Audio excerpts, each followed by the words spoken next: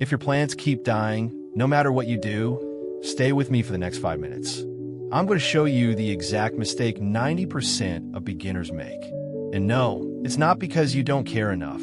It's not because you don't have a green thumb. It's something far simpler and far more dangerous to your orchid. Normal plant behavior, but when you lean in closer, when you actually inspect the leaves instead of trusting the vibes, you start seeing it. The damage, the betrayal, those dark, water-soaked, slightly sunken patches on the leaves. That's not aesthetic texture, that's rot. Classic old. The kind that shows up when water decides to just sit there on the foliage, or worse, pools inside the crown like it signed a lease agreement. And if the roots have been staying too wet, congratulations, you've basically built a 5-star resort for bacteria and fungi. Now, look at the edges of those spots. See that faint yellowish halo?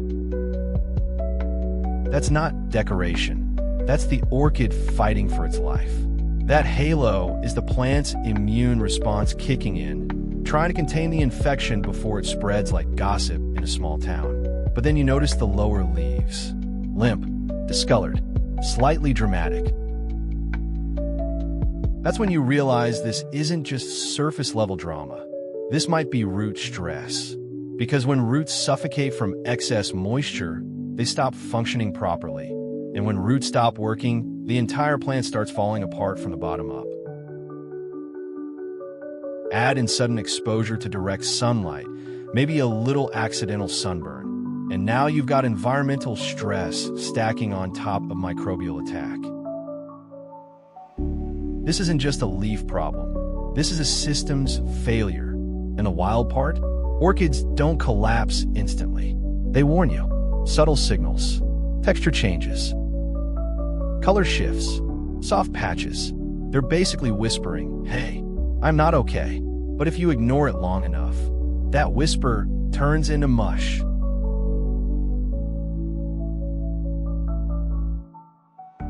See those damaged roots?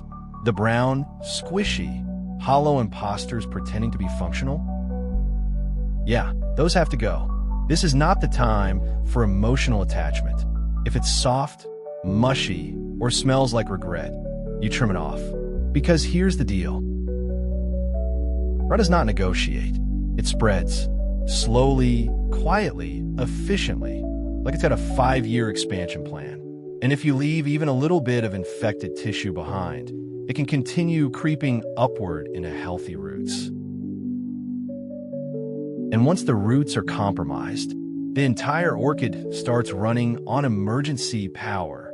Healthy roots should feel firm, plump, alive, silvery or green, depending on moisture. Anything dark, collapsing,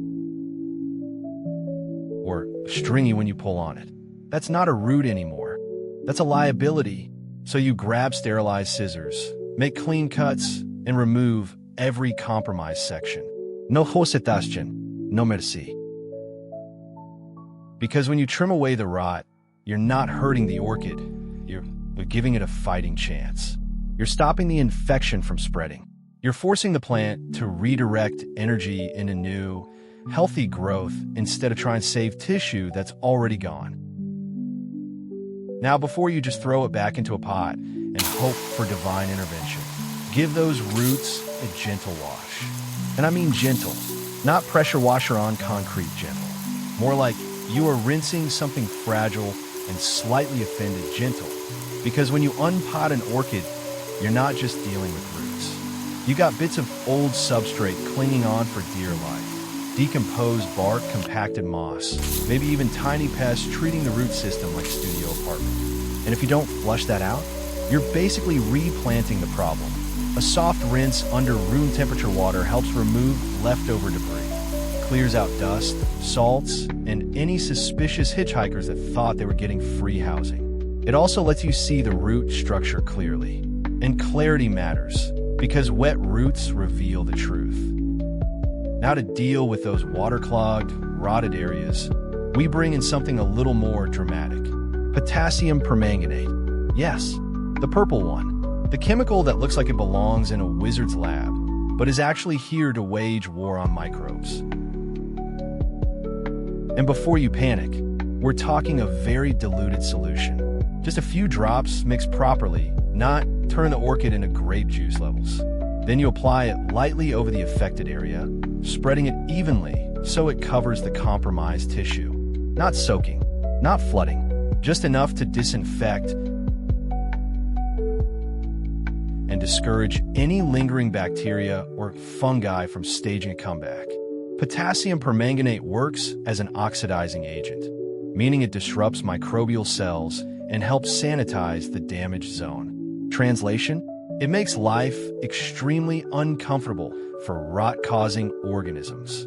Now, yes, you can use cinnamon. The classic, the community favorite, the plant equivalent of have you tried turning it off and on again? And it works. It's antifungal. It's accessible. It's been there for us. But come on, we've used cinnamon so many times it's practically part of the substrate at this point. There's nothing wrong with trying something new, especially when you understand what you're using and why. Controlled, intentional, strategic, because saving an orchid isn't about superstition. It's about giving it the right conditions to recover. And sometimes that means upgrading from kitchen spice to laboratory energy.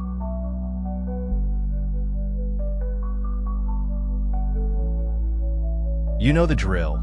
An ideal place for an orchid is not some random decorative prison pot with zero escape routes. No, we're talking about a pot with clear drainage holes. Visible, functional, non negotiable. Because orchids are not swamp creatures. They are epiphytes in nature, meaning their ancestors literally grew on trees, clinging to bark, roots exposed to air, drying out between rain cycles. So when you trap them in a pot with no drainage, you're basically cosplaying a flood. A clear pot helps you monitor the roots. You can see moisture levels. You can see condensation. You can see whether those roots are thriving or plotting their own collapse. Transparency equals control. And inside that pot, a handful of moss. Not a brick, not a suffocating pillow. A handful.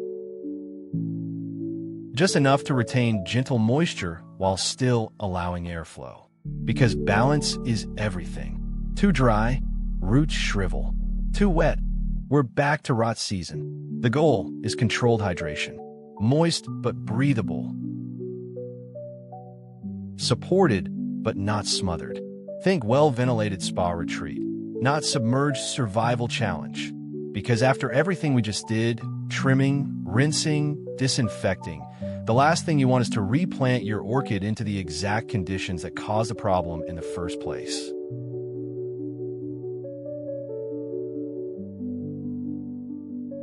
And don't forget the handful of moss, because this isn't decoration, this is strategy. After placing the orchid into that well-draining, transparent pot, you take a small handful of moss and gently cover the top layer, not burying the crown, not suffocating the stem, just a light cover over the surface to help regulate moisture where it matters most. That thin layer acts like a buffer, slowing down evaporation, stabilizing humidity around the upper roots, and preventing the mix from drying out too aggressively.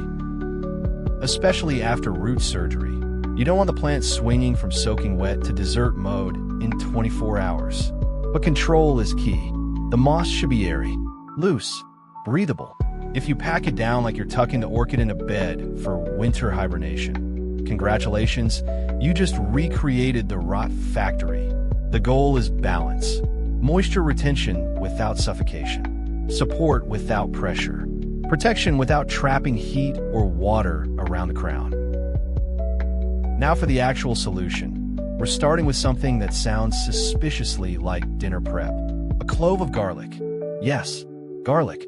Not for flavor, not for pasta, for plant defense. You take one clove, peel it properly, no papery skin left behind. Then cut it into small pieces. Not giant chunks, not crushed into oblivion. Just small pieces to expose more surface area. Because the magic is inside. Garlic contains natural sulfur compounds like allicin, which have antimicrobial properties. Translation: It makes life uncomfortable for bacteria and certain fungi.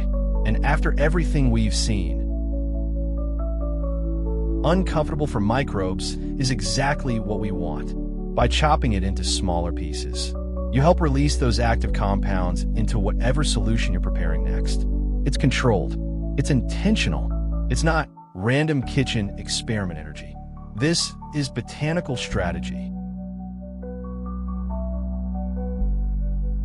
Once you've loaded up the chopped garlic into a container, we move to the next ingredient. And this one might sound a little strange. Ground up fried dried rice. Yes, rice. Not cooked fluffy rice. Not leftovers from lunch. Fried, dried, then ground down into smaller particles.